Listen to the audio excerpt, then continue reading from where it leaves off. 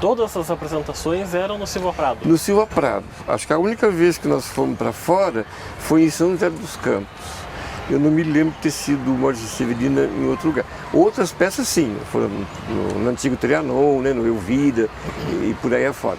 Mas essa foi especificamente lá no... que era o único palco que tinha, né? Tá? Esses dias eu vi lá no Facebook, no comentário da Sônia, daí muita gente lembrando, eu pertencia ao elenco de Pereira das Almas, né, tudo, né? E relembrando isso. Mas era o único palco que tinha, não tinha outro local. E como nós éramos estudantes, para nós era fácil encontrar ali, né? Nos sábados à tarde, nos domingos, né?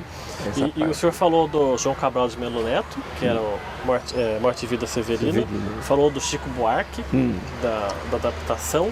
Quais outras referências vocês tinham de autores ou de escritores, poetas? Vocês costumavam ler muito nessa época de colégio? Sim, mas em função do jogral, né? E conforme eu falei, tinha a professora Heloísa Gaspar dos Santos, José Simplício, Magda, Marli Cardoso Queiroz e outros professores que passavam literatura para a gente no clássico, né? Tinha literatura, né? Por exemplo, o que o senhor possa recordar agora? Então, eu me lembro que o jogral tinha muita poesia de Manuel Bandeira, né? E do Vinícius de Moraes. Outros, mas assim, no momento eu não recordo. Mas passava para a gente informações de Guimarães Rosa, né?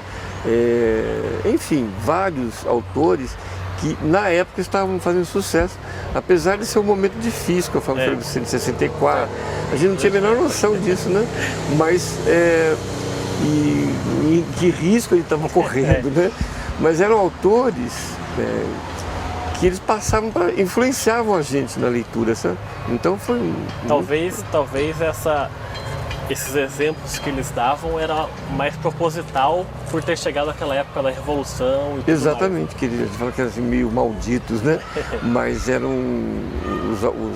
os mais comprometidos na época, né? Com aquela revolta em termos de democracia, né? De querer um Brasil mais melhor, né? Mais igual para tudo. Então foi a questão, eu acho que o Morte Severina veio bem por causa dessa questão da desigualdade, né? Que a gente... Já naquela época. Já naquela época. Então, eles faziam a cabeça da gente, os professores faziam a cabeça da gente com vários textos, né? Cassiano Ricardo mesmo, daqui de São José, sabe? Então a gente lia muito, Rodrigo, sabe? O senhor falou dos professores e citou o Simplício, né? Que eu já entrevistei algumas outras pessoas também, que sempre citam o Simplício como o professor maior do Silva Prado, que incentivava muito leitura, o teatro. Qual foi para o senhor a importância, aí o senhor pode falar tanto do Simplício como dessas outras professoras também que o senhor citou, a importância deles para a formação intelectual dos alunos? Então, isso que a gente está até conversando isso lá no arquivo, né? Era muito prazeroso e uma coisa assim, interessante, porque os professores se envolviam mesmo com os alunos e vice-versa. Então eu acho assim que a Heloísa Helena Gaspar dos Santos é formada em filosofia, recém-formada lá na Faculdade de Filosofia da UFSC, que era na rua, no centro de São Paulo, que tinha muita briga entre Mackenzie e a UFSC, o pessoal lá, né? Mackenzie e Filosofia. Então era na rua, esqueço o nome da rua lá, não é? Então ela passava muitas ideias pra gente. O que a gente sabia de filosofia na época era muito, meu Deus do céu, mas como é que podemos ter isso no clássico, né? Quando seria um conhecimento mais avançado, talvez, né? A Magda de História era apaixonada pela história brasileira, né? O Simplício, então, nem se fala, ele era radialista antigamente, antes de ser professor. Eu me lembro que ele veio para cá em 61, e eu praticamente só fui conhecê-lo em 65, por aí, em função do jogral, sabe? Ele era entusiasta, sabe, da arte e cultura brasileira, né? Então ele dava aula de manhã, à tarde, à noite, sabe? Era aquele professor full time, como diz, né? Full time. Então ele era apaixonado e era um professor relativamente jovem para a época, né? Então a gente se identificou muito com ele e com o que ele fazia, já no tempo que ele era professor, lá em São José do Rio Preto, que ele veio de lá para cá. Ele é carioca, né? Então ele era a principal figura. A Marli Cardoso, Queiroz de música. Nossa, aquilo era um talento. A professora Cecília Barbosa, de português, não sei se o Capuz falou para você, ela pegava todas as redações e lia, né? Então Edivaldo, Capuz, Luiz Jacinto, Ivanigueri, sempre tinha as redações. E eu me lembro também de uma professora, depois ela veio para cá, para São José, era Helena Calil. Essa então foi francês, né? Da aula de francês, tinha francês, latim, português, inglês, espanhol, a gente tinha tudo isso aí, né? Mas ela é excepcional em inglês, em francês. Então você pode imaginar, nessa época, ela dando aula para gente de francês. Morte Severina tinha sido premiada em Nancy, na França, né? No festival universitário. Então a gente só debatia, era uma escola de debate, uma coisa de polêmica. Que hoje em dia não existe. Hoje não existe mais isso daí, sabe, Rodrigo? É uma pena, porque, né? É uma coisa meio que livre, né? E desses professores todos, talvez, pelo que eu já ouvi de tudo, o Simplício tenha sido o que mais, entre aspas, sofreu na época da ditadura militar, com idas a depoimentos, a Caçapava. Como é que vocês sentiam essa época? Os professores não falavam pra gente, sabe? Mas a gente sabia que a situação estava mudando, né? Então a gente ficava só sabendo assim que determinado professor foi chamado, ou vai ser chamado em Caçapava, né? Tudo.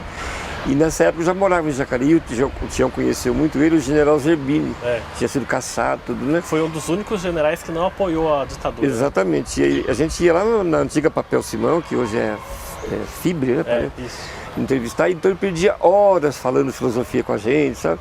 Ele era apaixonado por Spinoza, uma coisa assim, sabe?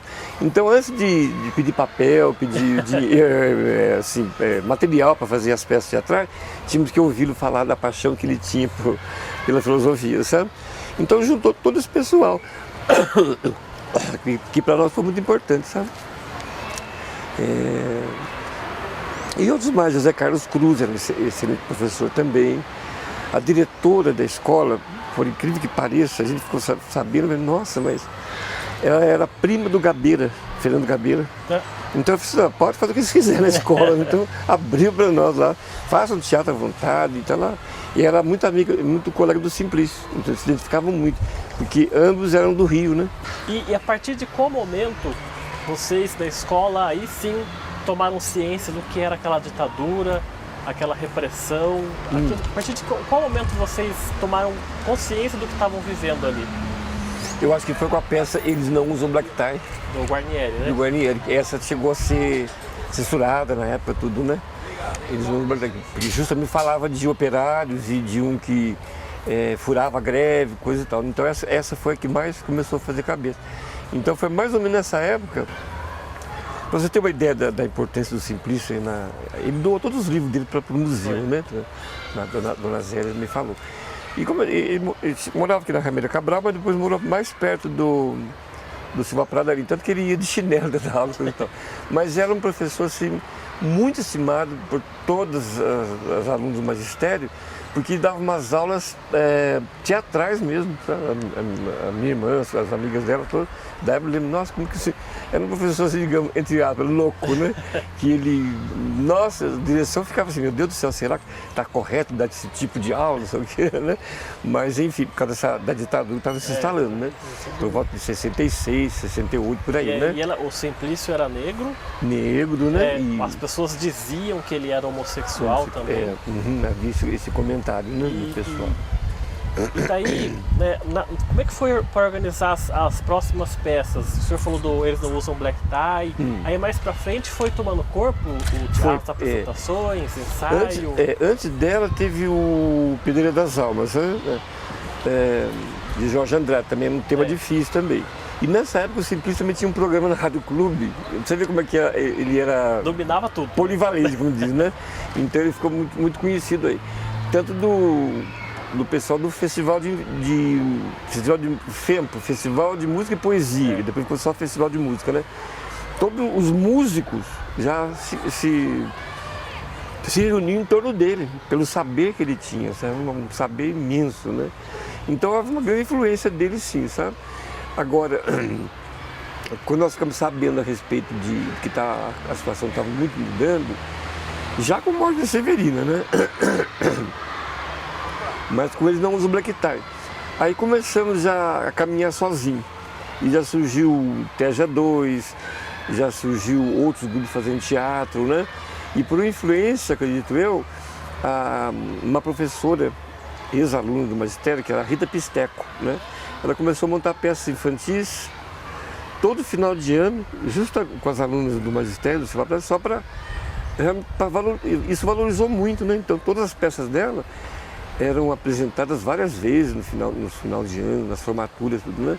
Então foi uma coisa que acredito que foi um produto que surgiu disso tudo. E vocês ensaiavam só peças escritas assim de livros ou tinham, entre vocês também, tinham autores de teatro que montavam as próprias histórias ali? Chegou a ter isso? Não, a gente só montava autores mesmo. Adaptações. Eu me lembro que nós fizemos só uma colagem que não deu muito certo, sabe? Só uma colagem, como hoje você vê, né? O pessoal monta colagem e tudo. Enfim, naquela vez a gente preferia esses autores, acho que em função mesmo dessa formação, eu preferia autores nacionais, né? Tanto que no Morte de Severino, eu acho que foi a peça que, depois do Severino, também de muito sucesso, que influenciou bastante, né? E o Teja chegou ao momento que ele tinha tanta gente que enquanto um grupo ensaiava uma peça, o outro grupo ia ensaiar uma outra peça. Exatamente. Mas infelizmente daí houve uma dispersão, o pessoal trabalhava, tudo, né? E eu me lembro que chegamos ainda no final, depois do Ele Não Usa Black Tie, veio morar aqui em Jacareí, conforme eu falei, né? O Braulio Pedroso. Ele foi uma surpresa, eu não conhecia, né? As novelas estavam começando. Então, a gente sabia que ele estava mudando a novela, né? Ele era Beto Rockefeller, tudo. Então, ele morava numa casa ali atrás da Igreja Matriz. Ele, a Marida Pedroso, que era a esposa dele. E ela tinha parentes aqui em Jacareí, sabe? Então, justamente na casa da rua ali do professor José Simplício, na Valdemar Breja de Negro. Então, a gente, nossa, vamos conversar com ele. Então foi um momento que a gente conheceu muitos outros artistas, né? Jô Soares, Chico Anísio, que vinham na casa dele aí. Então Tião, a gente ia lá, ficava madrugada lendo textos, tudo, né? E montamos um show, esse eu acho que foi o único, com a Estela Maris, que era uma atriz de São Paulo que eles conheciam, não de sucesso nem nada, né? Mas então aí ele veio ver até as peças do Silva Prado, né? E falou, gente, vamos mudar isso, mudar aquilo, né? Vocês têm muito talento, mas para chegar a uma profissionalização, foi esse momento que a gente pensou de amador passar para profissionalização. Mas alguns já tinham ido para São Paulo trabalhar, tudo, né? No caso eu também, né? Fui fazer faculdade em São Paulo, fiquei um ano trabalhando lá, depois voltei. O que pouca gente sabe é que o Braulio Pedroso hoje é um autor que está um pouco esquecido da mídia aí, mas ele escreveu Beto Rockefeller, que foi uma novela revolucionária, né? E escreveu parte da novela em Jacareí. Agora Jacareí já está se tornando uma metrópole, mini metrópole, né? São José está crescendo, tudo.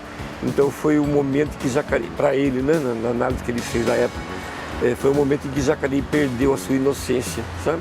Que foi uma coisa terrível, né?